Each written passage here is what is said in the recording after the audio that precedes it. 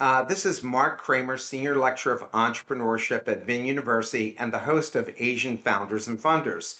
Today, our guest is Erik Johnson, partner for Southeast Asia for Antler and partner in charge of Antler for Vietnam.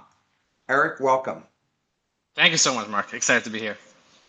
So, Erik, let's start off with you telling us a little bit about your background, how you became a venture capitalist, and where you're from.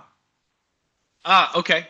From Sweden originally. I came to Vietnam in 2011. I done a stint 8 years as an entrepreneur, and then got looped into venture capital world by the way of having worked with some previous colleagues building e-commerce here in Southeast Asia, who then went into VC and pulled me back in. So I think it definitely gives you an advantage over other VCs, the fact that you were an entrepreneur and didn't come up through the finance ranks. How do you feel about that? Yeah. I started my career in this London's Square Mile. Loved being an iBanker. Loved having a BlackBerry. Loved wearing a suit.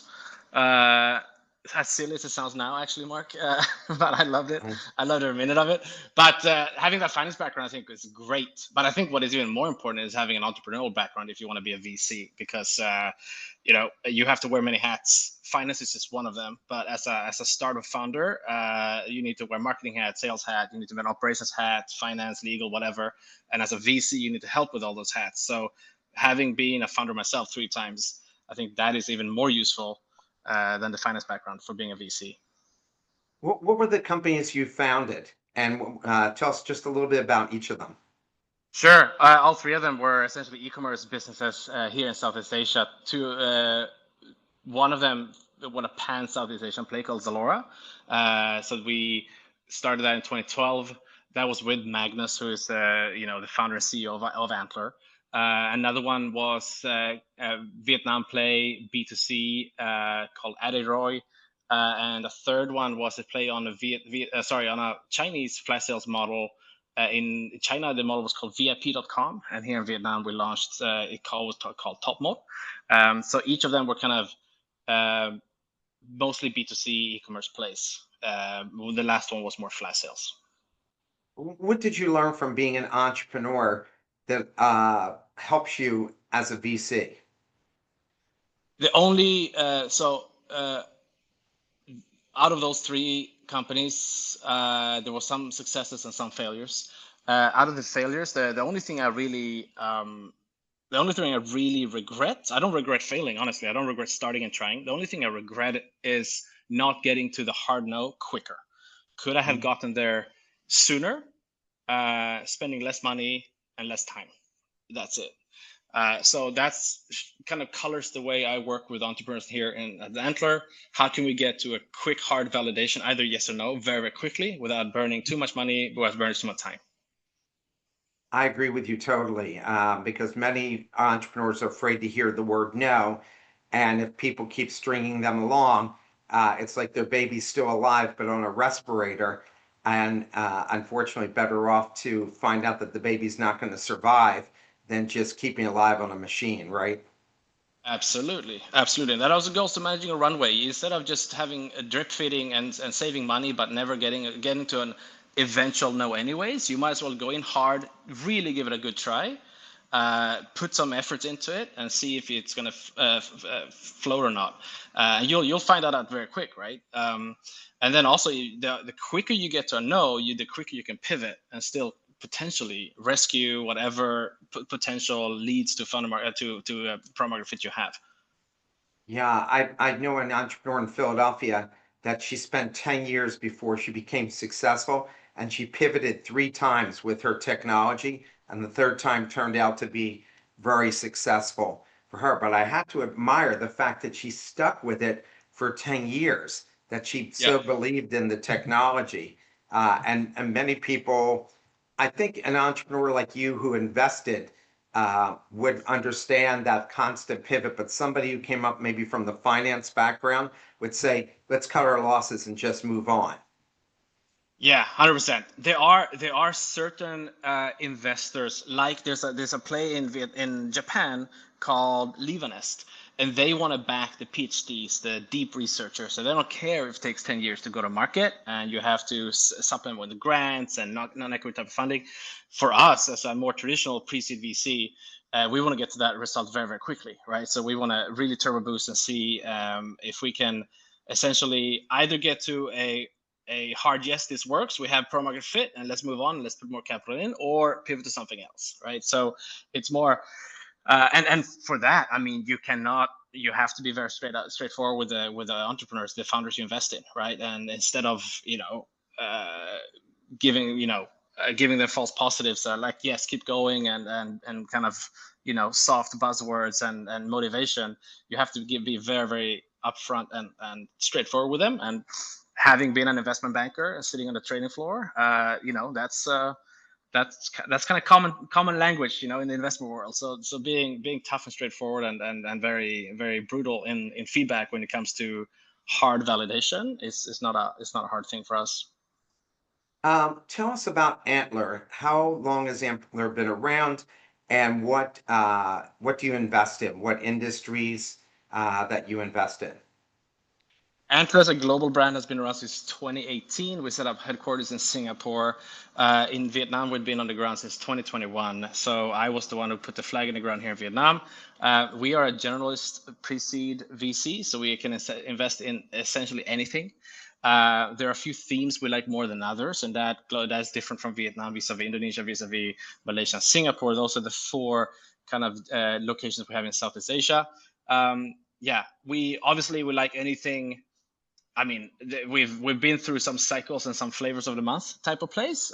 We've launched Vietnam during COVID, and of course, there was a lot of entrepreneurs we worked with that wanted to do anything within medtech, right? Fix this system, fix these snags that everyone saw were apparent during this kind of global pandemic.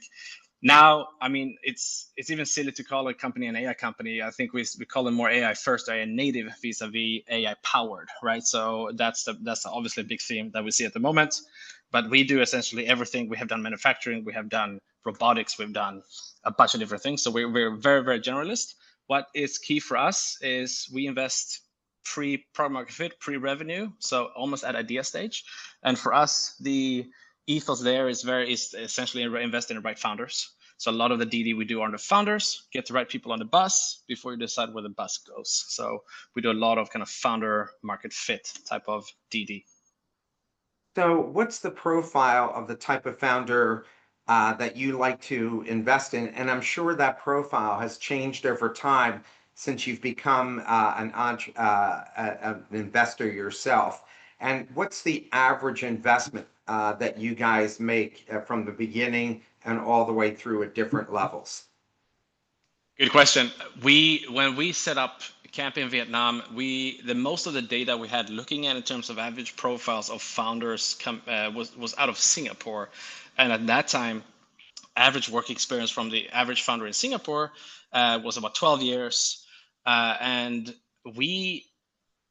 before launching Vietnam, I would guess that we would be maybe half of that, given that we have such a younger demographic in Vietnam vis-a-vis Singapore, but we have almost the same. So the average founder coming through our doors here at Antler Vietnam has about 11 years work experience. I would say 30% of them are women, which is very high in general for VC. I think we have a high incidence of female founders that we invest in. More than half of our portfolio companies have a female founder, and 75% of those cases, the female founder is actually the CEO. So in terms of our top companies as well in our portfolio that do really, really well, it's all female CEOs. So I think that's also a token of Vietnam's super strong female founders. The average founder we look at also in the program, I would say about 40% of them are like the tech founder, the CTO kind of profile, and 60% are more commercial or product. So that could be marketing or bankers or consultants or product people. So yeah, I think that's roughly the profile. Ideally, we see founders that have built something before and exited something before. They know if they've gone from A to Z, they know the playbook already. So then it's just about giving them the best, essentially blocking and tackling as much as we can. But yeah, those are the kind of founders we look for. We have seen from 2020 up until now, Marc, the incidence of foreign founders to Vietnamese founders in the Vietnamese ecosystem has increased year on year. So we have a lot of non-Vietnamese founders alighting in the Ho Chi Minh City ecosystem and start building here. So, what are the red flags that you look for when you're interviewing an entrepreneur?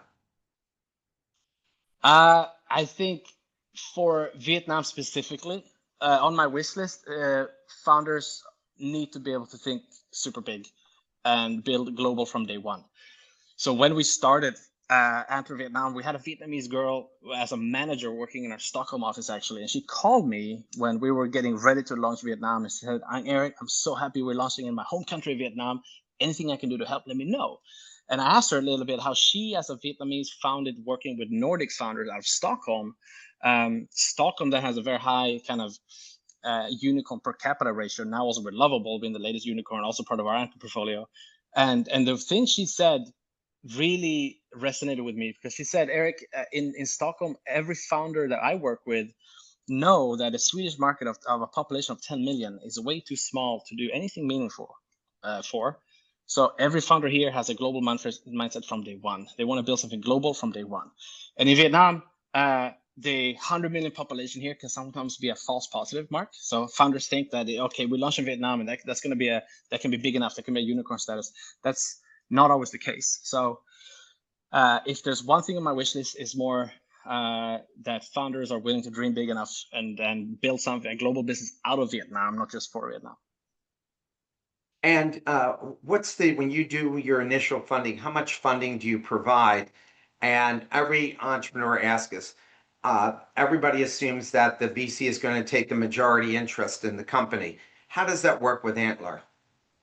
We do, no, very simple for us. We do essentially $120,000 for 12% of the company. This is, again, at idea stage. So at idea stage, your business is already valued at $1 million post money. Then we also promise, because we have a promise that we call the agreement for rolling capital, because what we've seen is that now in these markets where it's a little bit tough to raise a seed round, we say we will fund you for any other commitment you have. We'll match 50 cents of the dollar up to $250,000. So as soon as you have another investor on board, we'll match that to make sure you can close the seed round quicker. And then the structure that Antler has, we have a local fund. So the Southeast Asia fund is then we have a global fund on top of that. So we can essentially co-invest all the way up to Series C. So you can have us as a long-term partner from pre-seed, from day zero, essentially, all the way up to Series C. So I think we have, and with a global network, I think we have a fairly good value-add investor. So yeah, but the standard terms is the 120K for 12% at idea stage. You know, going back to what you'd said about in Sweden, that there's only 10 million people, so you have to think beyond your borders. If you notice, the countries with the biggest number per capita of unicorn companies are Sweden, Israel, and Singapore. And what do they all have in common? They all have less than 10 million people. You know, they're all small markets where you're forced to think global. I mean, there's no Israeli company besides the bagel vendor who's thinking about just within the borders of Israel or Singapore or wherever. They're forced to do it. I think once you reach the size that Vietnam is, as you say, they think, wow, that's a big market, 100 million people, not realizing that you're capping yourself in terms of your success. Exactly. Yeah, exactly. A couple of years ago, I was working with Techcombank, and they work a lot. I think Techcombank was McKinsey's first client in Vietnam, and McKinsey does a lot of work with Techcombank. And when I was there, they essentially split the Techcombank consumer stack into three parts: affluent, mass affluent, and mass customers. And Techcombank has historically been a really good bank for affluent customers. But McKinsey identified a new segment that was the fastest growing segment in the consumer base in Vietnam. They called Masumi, mass affluent, salaried, urban, millennial, right? Those are the ones that want to get a car loan, want to get a mortgage for an apartment, not live in a 3-generation household anymore, but go out there and essentially use these banking products. And I'm thinking about that a lot as well for Vietnam in general. But so, because when you look at Vietnam, yeah, just in terms of sheer numbers, it looks like a big market. But when you start slicing and dicing the market for your specific venture, it can be very small very quickly. Just looking at, the propensity to buy something. Someone who can afford an app for $15 a month vis-a-vis $5 a month. It's a big difference. And the upper echelon there limits your market very quickly. 100%. I wrote the plan for our MBA at VinUni, and our MBA is focused on AI. Either you're an entrepreneur or an intrapreneur.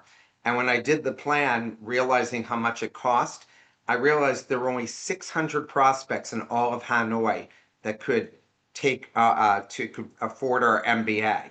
And so Right. and then I narrowed that down to an hour drive time because you figure nobody's going to drive more than an hour to get to the school. So I immediately narrowed down and I said, now we're down to like 400 prospects total for our MBA and all Right. of 9 million people. Right. And how big is your targeted class? You would target So our first class was 26 people, 26 and people. our second class that we're lining up for next year, our target's 40 people. And I Right. think that probably 40 is the most, and they would like to get foreigners to come to the school. And so I did a plan for that where I said, let's look at countries in Asia, I mean, countries around the world that allow people to work remotely, and who are the top 10 companies in each of those countries that allow somebody to work from anywhere. And then I developed a plan around that. And now we're marketing to that. Also, the foreigners who move to Hanoi as well. But I said, if we're looking to do that, we have to have a profile of exactly who would allow their employees to go and live in another country, do their work, and take on our MBA. So Right. I've founded 30 companies. So I go through the same process, regardless if it's a for-profit or some new launch of something else. Right. And if then your SAM is essentially 400 individuals, and you're already at a target of 40, that's 10%, Yeah, which is massive, right? right. Which is Yeah, super yeah, massive. Yeah. yeah. I mean, you're That's not going to that's get crazy. somebody from Hanoi, from Ho Chi Minh City to come here. We have somebody from Ho Chi Minh, but they moved to Hanoi just for their MBA. They're CEO of an advertising firm, and they moved to Hanoi for the time that they're in the program for 18 months. So you're Right. able to do that. But nobody else is going to do that. And certainly, like, there's outliers who would drive more than an hour. But again, you're not going to target them because it's not a good use of time and resources to go and Right. do that.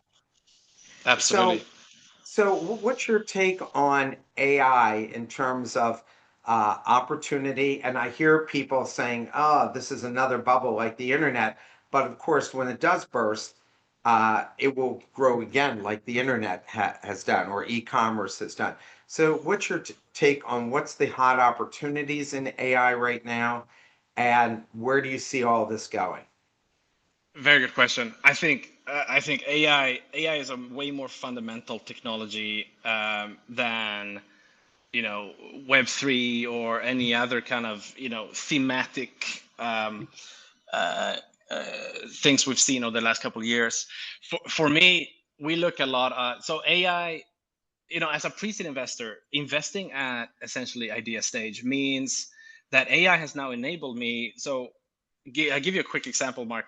It has enabled me as an investor quicker access to product market fit through very quick mock-ups, right? So Lovable as a company that is in our portfolio from our Nordic fund. They are our most recent unicorn. They raised a Series B of $200 million.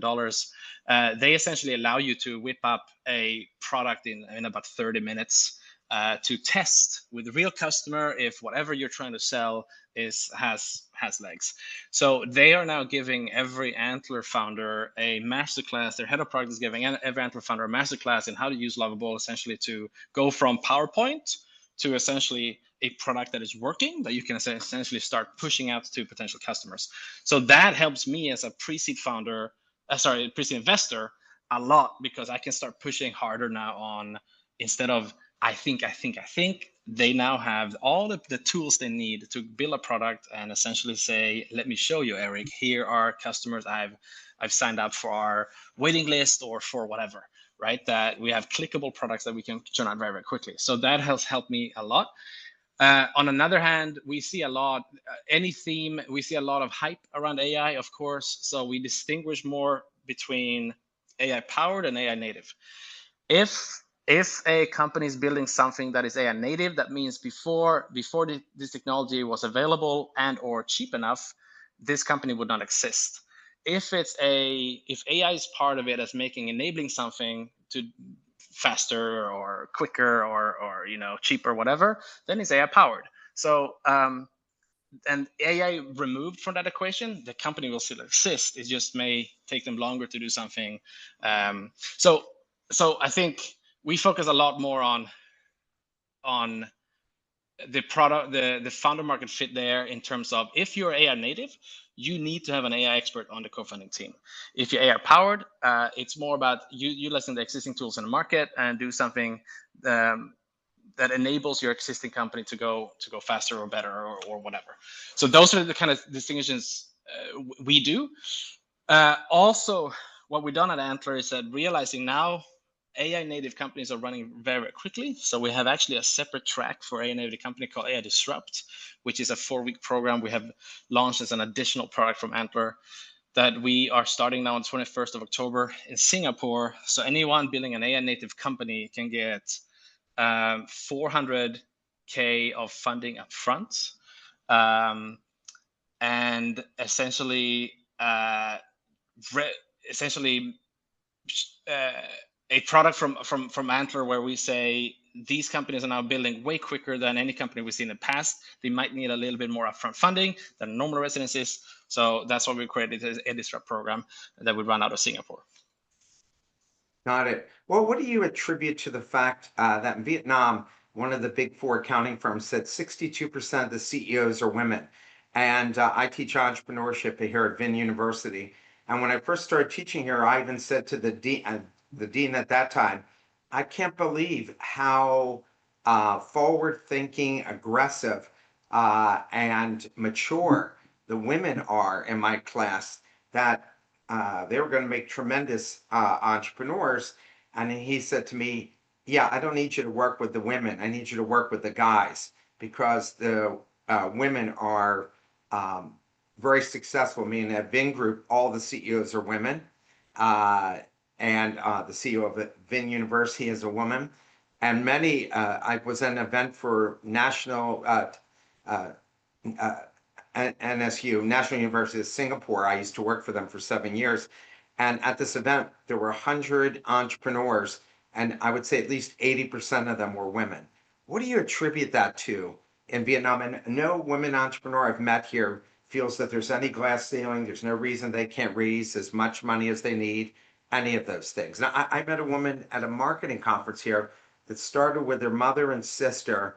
She was a teacher, started a construction firm to make some side money, and 25 years later, she has 40,000 employees.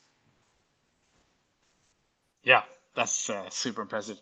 I think it's a really interesting thing to think about. So I'm from Sweden, where Sweden is usually one of the countries that is hailed as being very, very equal and it's something I'm very proud of. Vietnam, I think, is just on a different level in terms of how the chances women have in the workplace. And I think it's a little bit historical, Marc, given that modern Vietnam came out of hardship and war and struggles with the Chinese and the French and then the Americans.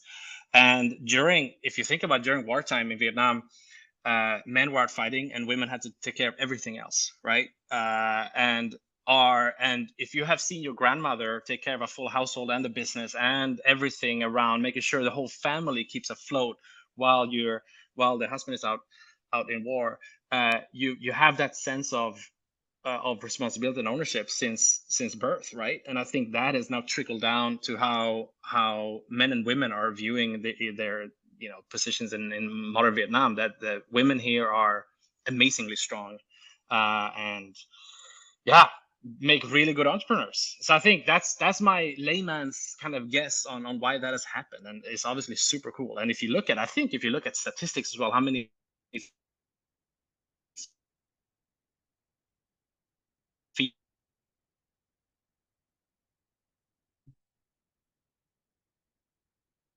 I think there's a lot of now female role models as well. If the billionaires, one of them in Vietnam, one of them is Madame Tao, right? For Yes. Vietjet and HD Bank. So there are massive role models now as well for other women, other young women to look up to as well and follow their paths. And I think that's another maybe factor that creates this opportunity, that there is no glass ceiling, and there's ample opportunities for both men and women in Vietnam, which is great. When an entrepreneur is evaluating an investor, what should be the profile they look for besides them being able to write a check? I think, yeah, it's a very good question. I think any meeting you go into as a founder, it needs to be a two-way street. So you let the investor know what you're building and what your vision is of the company and how you're thinking about it. And then you should also, as a founder, ask a lot of questions to the investor. What value add do you have? Do you see the same vision as me? What are the potential kill pills for this business? What have you done in the past? What have you invested in the past in this kind of field? If I get on board, if you write me a check, how can I use your network as an investor? How can you help me in the first 30 days, 60 days, 90 days?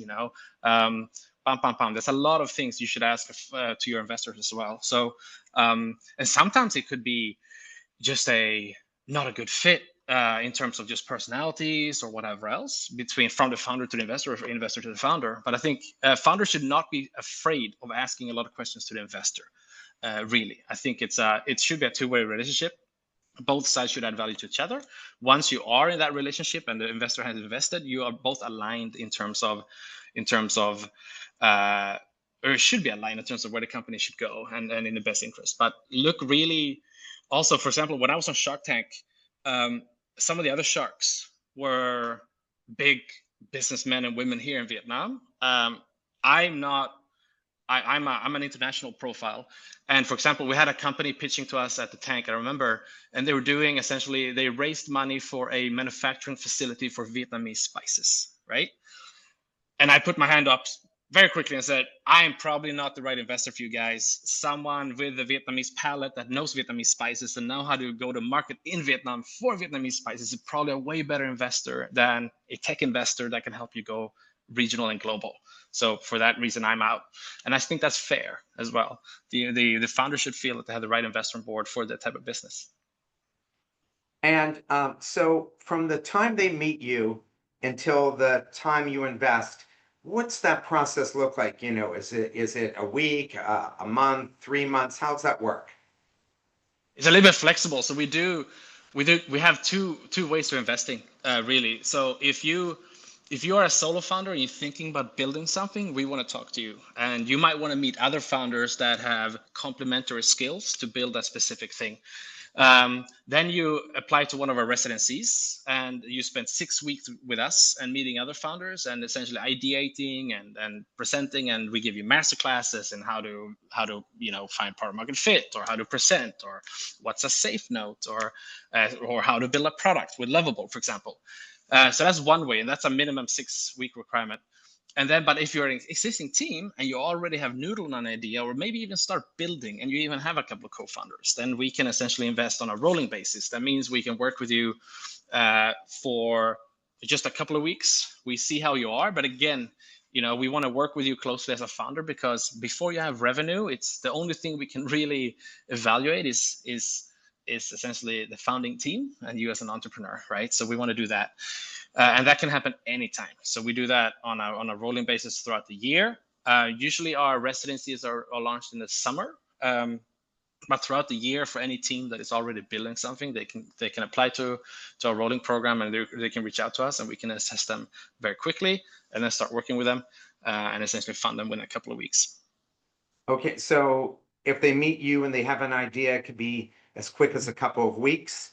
If Yeah. they already are up and running and they already have are doing beta testing or may even have a little bit of sales, how long does the process then take? Oh, then in that case, it's very quick. We can it can be 1 or 2 weeks. It's probably the quickest we've done. Yeah, it's just a matter of getting. So, Marc, we do at Antler. We do the way we make decisions in investment committee. IC is we have essentially a consensus-based approach. So we are 7 voting members, so 7 partners in Southeast Asia that all come together and vote, and we need 5 yes votes to get a successful investment through. The other side of the cone is essentially a champion-based type of investment where one partner says, I want to really back this company, and then they push them through, essentially. So empirical evidence shows there's pros and cons to both model. So the main bottleneck here sometimes is just if there's a team running really, really quickly and need money ASAP, the hardest thing is probably to just align 7 partners' calendars and just get an IC ready. But we can do that in 1 or 2 weeks usually. If a CEO is in trouble and the company is not performing the way you had hoped, how do you work with that CEO? Because I'm sure they're panicked and now they're afraid they're going to be fired. And I'm assuming, based on the fact that you're an entrepreneur yourself, that you're probably not quick to fire, but to investigate what's going wrong and how do you fix it. So how does it work with you guys? Yeah, that's a good question. And sometimes you step into meetings and founders have bad news and they feel like they're gonna get under attack straight away. But from our perspective, man, I've been in that situation. It sucks. You have stakeholders and you don't want to give them bad news. And the worst thing you can do is start stomping on them. And the best thing you can do is just say, okay, this is pretty normal in startup life. How do we fix this? How do we get from here? How do we find a root cause? How do we pivot? How do we adjust? What can we do to help, right? What other introductions do you need? What analysis do you need done by the team here, for example, on the ground? There's a lot of things we can do. So it's essentially the only thing we get upset is when entrepreneurs start, doing silly things like not show up to meetings in times, or we make introductions and they're half an hour late, or more soft skills, but not finding product market fit or failing to sign a contract with someone. That's just the name of the game, right? But show up, do your best, and we'll be there with you every step of the way. I have to say, I hope that a lot of founders find their way to your doorstep, that you're able to sign some companies that turn into unicorns, which would be great for Vietnam, because Vietnam only has 4 to 5 unicorn companies out of a country of 100 million. But we know the people are just as smart here as they are in any other of the successful countries. I know I just started the first high school entrepreneurship competition, starting them thinking in high school about how to be entrepreneurs. And I've even met some high school entrepreneurs. They're already making 5,000 USD a month themselves in high school. So we know the potential is there for that. So I thank you for taking the time to give us some insights into Antler and how you work with entrepreneurs. And we wish you the best, and we hope that you'll be coming up also to Hanoi as well. Do you make trips here to Hanoi at all? Not as often as I wish to, but yes, occasionally I'm up in Hanoi. And when I am, let's definitely get together, VinUniversity and Antler, and see what we can do together. Wonderful. Thank you so much for taking the time today. Thank you, Marc. It was a pleasure.